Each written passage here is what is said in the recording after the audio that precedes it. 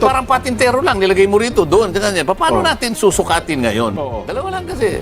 Resignation, retention. O pinag-resign mo, inalis mo. Isa naman, ni-retain mo. Bakit? Ba't mo ni-retain? Ano ba nagawa niya? Iba naman, nilipat mo. Isa, nilipat mo lang. Oo. Yan sinasabi ko nga, yung economic managers. Intact sila sapagkat sinabihan ng business sector. Huwag mong papalitan yan. Kinabukasan lahat. Na-install lahat. Isang araw lang, mukhang na-confirm na. Because of the importance, dahil sa kahalagahan ng economic team sa buhay ng ating bansa, yan po ang unang inaksyonan ng ating Pangulo. After careful evaluation, the President decided to retain the following members of the cabinet. Take note. Paano nangyari nga? At ang utang ba natin bumaba? Tumaas po.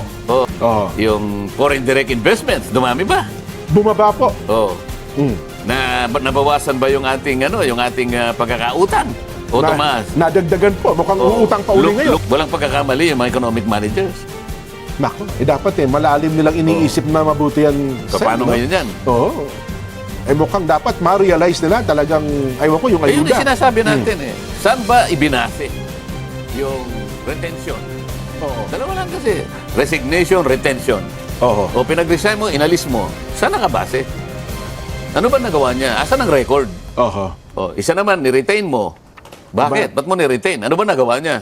Ang pinag-uusapan niya namin ni Nelson at maging si Kuya Ben ito nakalipas na araw, mahalaga yung 3 taon sa administrasyong ito. Kasi ito po yung kumbaga sa basketball, second quarter Dito na magkakaalaman sa bandang huli kung masasabi niyo bang mananalo ang isang basketball team. Sa administrasyon siguro, dapat ganun din po, Sen. Kaya nga, ano nga yung ipagagawa mo sa second quarter, halimbawa? Ng basketball, second SEM, halimbawa? Tinanggal mo rito, dinala mo doon. Anong expectation mo doon? Okay. Para sa ganon, yung kakulangan na siyang hinahanap ng ating mamamayan, may pundar mo. Di ba? Pa isa-isa Paano yung kabuuan ng bureaucracy na dapat italaga mo dun sa kalagayan na magagawa nila lahat yon sapagkat meron kang target Dapat may Hindi ko nga malinaw. makita kung ano yung target ba Di ba? Sa mga tweet, nagkulang daw. Gano'n yung kulang? Ngayon, paano mo isusupply ang kakulangan na yan? Sino-sino ang kukunin mo para yung kakulangan na yan ang maitalaga. Para maging masaya ang tao. Yun ang hindi ko makita From the point of view of public administration, Jen, sinasabi ko, dapat ganun ang... Doon mo... Yun ang management, pagmamanage mo ng administrasyon. Sabi mo, underperforming, nagalit ang mga tao, kaya ganyan ang nangyari, kaya hindi nanalo lahat. Ano gagawin mo? Di ba? Bakit sinisimulan itong mga taong ito? Baka naman hindi lang yan ang may kasalanan. Di ba? Kasi tama Baka tayo. naman kayong lahat may kasalanan. Di ba? Mukhang gano'n naman ata, Sen. Gusto ko yung honest assessment. Yung honest evaluation ng bureaucracy. At ano yung target natin? Para ngayon makita natin na yung kakulangan na yun, masuplayan natin, sumaya ang tao, makarecover tayo, yung imahe mo ay talagang makabawi ka. Nasaan yun? Parang parang patintero lang, nilagay mo rito, doon, ganyan. Paano natin susukatin ngayon na makukuha mo lahat yung overall performance na ang magiging resulta nito, sasaya nga ang tao. So parang gusto natin sabihin ngayon, magbigay ng parametro ang Pangulo. Paano ngayon? Dapat nga sa umpisa pa lang, pinakita na lahat. Oo nga naman, wala talagang nangyari yun Sana kitang-kita, parang may report card ng bawat isa Di ba?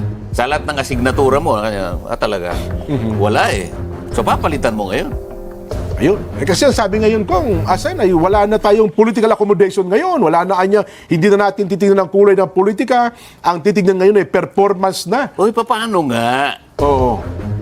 Hindi mo naman papalitan ng bago pala na inakala mo makagaganap doon sa tungkulin na inaasahan lahat ng ating mga kababayan. Paano mo ngayon may papangako na may mangyayari? Dahil lang in-announce mo lang na magsipag-resign kayo. Talaga magre-resign yun. Siyempre, alter ego mo lahat yan Oo nga naman. Kaya lang, inaasahan ng tao. Pagkatapos mong ginawa yun, inaasahan naman nila na yung ipapalit mo yun talagang katanggap-tanggap naman at makagaganap ng inaasahan. Oho. Yan lang naman ang punto dyan eh. Kasi kung after 3 years at ang administrasyon ay ganun pa rin, hindi malungkot pa rin ang tao pala. So, kaya nga, so hindi tayo sasaya. wala yung ipinangako natin. Oho. Sayang ang pagkakataon. Oho. So, Ang sinasabi ko nga, yung economic managers, intact sila sapagkat sinabihan ng business sector. Huwag mong papalitan yan. Kinabukasan lahat. Na-install lahat. isang araw lang, mukhang na-confirm na. Paano nangyari nga? Anong indicators na ginamit natin? Ang utang ba natin bumaba? Tumaas po. Yung inflation ba natin kayang-kaya na ba ng tao ngayon na paabutin yung kinikita? Masaya na ba ang tao ngayon? Sabi nila, bumagal Wala nga ang inflation. Sabi daw. Paano? Bumagal. Paano babagal? Naramdaman ba yung pagbagal? Bumagal po yung traffic. Yun ang ramdam na ramdam natin. Pero yung inflation, hindi ramdam ng tayo. Tumaas ba, halimbawa, yung bahagdan ng ating yung foreign direct investments, dumami ba? Bumaba po. Nabawasan ba yung ating pagkakautang? O tumaas? Nadagdagan po. Mukhang uutang pa uli ngayon. Lumubo ba yung ating ekonomiya? Talagang tumaas ba sa inaasahan natin? Mukhang Na hindi sinasabi ng ating mga ekonomista ngayon, at least 10% per year in the next 5 years. Para lang tayo makabawi talaga. Pag hindi ganun yung rate ng ating paglakas ng ekonomiya, hindi magiging maganda para sa atin. At least 10% growth rate ng GDP in the next 5 years. 5.5. 5.6 lang ata pinakamataas. Sa mga tweed, yung 10% na kinakailangan Malayo natin, pa tayo. Malayo, at dapat ay hindi bumaba sa 10% sa susunod na 5 taon. Nako. Ganon ang dapat nating performance. Ngayon, kung yun ang inaasahan natin, ba't wala kang ginalaw man lang doon sa economic managers? Pero ni-request ba ng yung business community na manatili sila? Alam ko yun ang kanilang, ganun ba? medyo kinabahan daw business community. Siyempre, ang kanilang negosyo lang inaalala nila. Tayo siyempre. lahat, ang inaalala natin, yung kalagayang pang-ekonomiya Ng ating bansa. ating lahat ng mamamayan. Hindi ka lang sensitive dun sa umiyak yung business community. Paano yung tao, halimbawa, umiyak na nga sa taas ng presyo ng pagkain? Nako.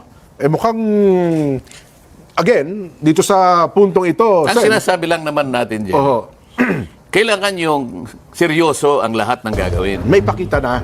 Kung inaakala seryoso. nila ang taong bayan, naging indicator halimbawa, yung hindi magandang performance nila sa election, seryosohin natin kung yun nga yung dahilan.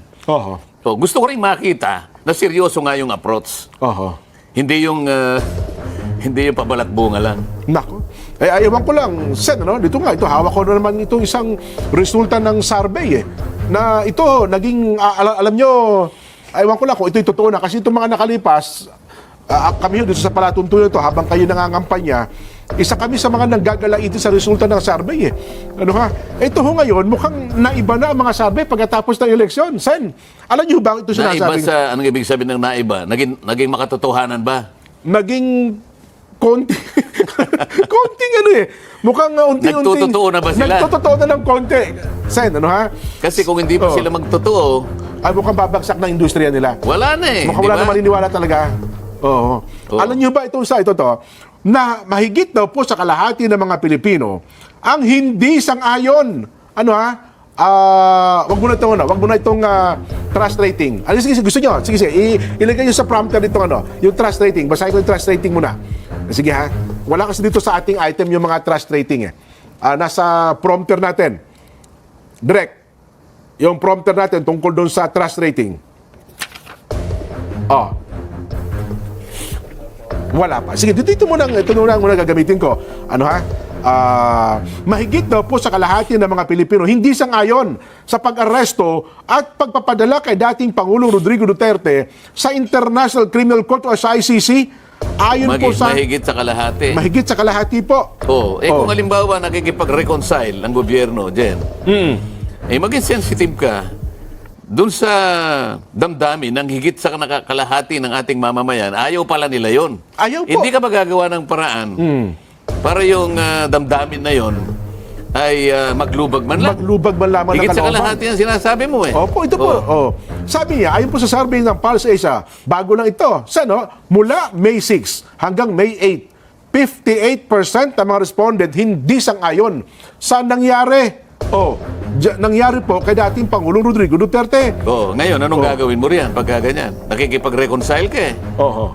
Kasi dapat alam mo na, kumbaga sentimiento na ng taong bayan ito, di ba? Anong sasabihin mo sa kanila? Abala kayo sa buhay nyo. Kahit na maging 60% pa kayo. Ganun ba sasabihin mo? Hindi Ba't mali yun. survey ka pa? 26% ang sumang-ayon, 16% naman ang wala pong posisyon. Pinakamarami sa hindi sumang-ayon, nasa Mindanao, Baymantakin nyo, 96%, almost 100%. Kasunod po, Visayas na nasa 60%, Balance Luzon, 42%, Metro Manila, 38%. Reflection ng nangyari sa election din, di ba? Tama kayo, Sen. Yan din ang naging resulta ng eleksyon. Ngayon, anong gagawin mo? Kung ikaw ay nag-o-offer ng kamay ng pakikipagkasundo, reconciliation. alam mo ang damdamin ng kabuuan ng Mindanao, halos 100% ang nagsabi. Wala kang gagawin. Hindi ka magiging sensitive doon sa damdamin na yun. Pananatilihin mo ba na yung damdamin na yun ay nag-iinit? Hindi. Kumbaga dapat papaglubagin yung kanilang kalooban. Kaya sila ang nakakaalam kung anong gagawin nila doon, di ba? Totoo. Kasi kung kaya mo sinusukat kung anong damdamin ng tao, para sa ganun, makagawa ka ng paraan kung paano pasasayahin ang kanilang damdamin. Pagkatapos wala namang nangyayari. Baka mayroong advice si Ginoong Frederick Go, yung kanilang economic advisor. Di ba? Kasi nang unang na-retain si Ginoong Frederick Go na advisor po ng Pangulo sa negosyo. Halimbawa, economic advisor sila. Siguradong napakataas ng mga pinag-aralan lahat yan. Paano nila pangangatwiranan na napakaraming ayuda ang ibinibigay sa tao bago mag-eleksyon? Na yun namang ayuda ay hindi naman paraan at hindi naman sagot para maiangat mo ang buhay ng bawat isang Pilipino. Mukhang ganun nga po. Pagsasayang lang hindi naman sustainable yun. Pero economic manager sila. Di ba? Pag tiningnan mo kung magkano lahat yung 5 ayuda na yan din na binibigay nila. Kulang-kulang 200 bilyong piso po. Ang tanong ko dyan, kasi kung ako magtatanong sa kanila, sino-sino nabigyan ninyo? Anong impact nangyari sa buhay nila pagkatapos nyong ibigay yan? Pinag-uusapan natin kalagayan pang-economic ng mga tao. Ngayon, wala silang pagkukulang itong mga ito. Wala bang nagsabi sa Pangulo na, Mr. President, parang mali po yung ayuda na yan. Kasi po, nagsasayang lang po tayo. Kaya po, dumami po ang utang natin dahil sa kabibigay po natin. Wala naman pong katumbas na production yan. Di ba? Kaya po, tingnan po ninyo yung growth natin. Consumption-driven lang. Pagkabigay po ng mga ayuda na yan, wala na. Pupunta po sila sa supermarket. Wala na po yun Pero wala pong katumbas na production. Ngayon, walang pagkakamali yung mga economic managers. Nako, dapat malalim nilang iniisip na mabuti yan. Paano ngayon yan? Mukhang dapat ma-realize nila talagang, yung Ayun ayuda. yung sinasabi natin Saan ba ibinase yung retention? Dalawa lang kasi. Resignation, retention. O pinag-resign mo, inalis mo. Saan nakabase? Ano ba nagawa niya? Asan ang record? Isa naman, ni-retain mo. Bakit? Ba't mo ni-retain? Ano ba nagawa niya? Iba naman, nilipat mo. Isa, nilipat mo lang. Paano natin malalaman yung pagkakalipat niya, gaganda na ang kanyang performance dahil dinala mo ron? O baka mamaya, di naman niya rin alam yung pinuntahan niya. Dito may kasanayan niya, tinanggal mo, nilagay mo doon. Paano mo ngayon masasabi na kahit bagito siya rito, kasi palagi lang sinasabi, you do not switch horses in midstream. Nasa midway ka na pinalitan mo lahat ang kabayo mo. Nako. Pero nilagay mo doon sa, kumbaga sa track and field, nilagay mo yung isa doon sa pinakahuli. Nako. Yung isa nilagay mo, manakbo kayo. Walang hindi calibrated Nako. Well,